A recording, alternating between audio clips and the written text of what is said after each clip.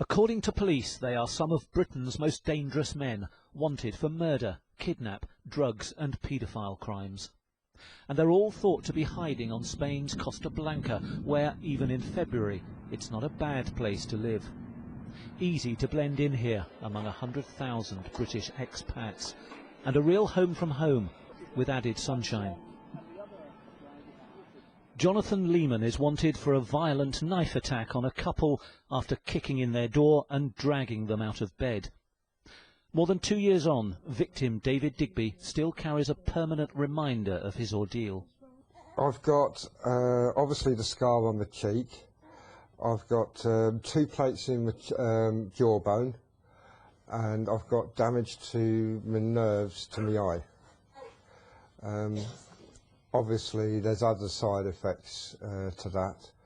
I think he should answer for what he's done. You know, I've been on the wrong side of the law. I've committed crimes. I have to pay for what I do wrong, so why can't he? Anthony Fraser is wanted for a £60 million drugs plot, smuggling 2 tons of cannabis into the UK. Police raided this Essex yard 2 years ago and arrested a gang. Fraser fled and hasn't been seen since. He's the grandson of Notorious Gangster, Mad Frankie Fraser, who's going straight himself these days, but hasn't been able to keep his family out of trouble. Scotsman William Patterson and Derek Ferguson are wanted for separate murders in Glasgow. Dubliner Patrick Hancock's is wanted for child sex offences.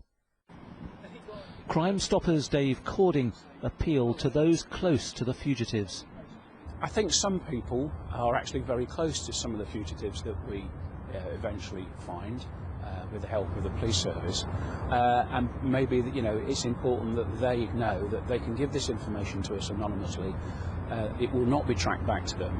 As in all the case, we maintain this anonymity permanently. All the wanted men are the subject of a European arrest warrant. If they're tracked down, they could be extradited in days. Some fugitives may be using different names, others might have changed their appearance. But Crime Stoppers hope people will call in, even if they only think they recognise them. Some suspects might be spooked by the sudden spotlight on them and be tempted to flee the country, so exposing themselves to even greater risk of being caught. The omens are good. In past appeals, 38 out of 50 fugitives have been caught and taken back to face the music. Martin Brunt, Sky News, Spain.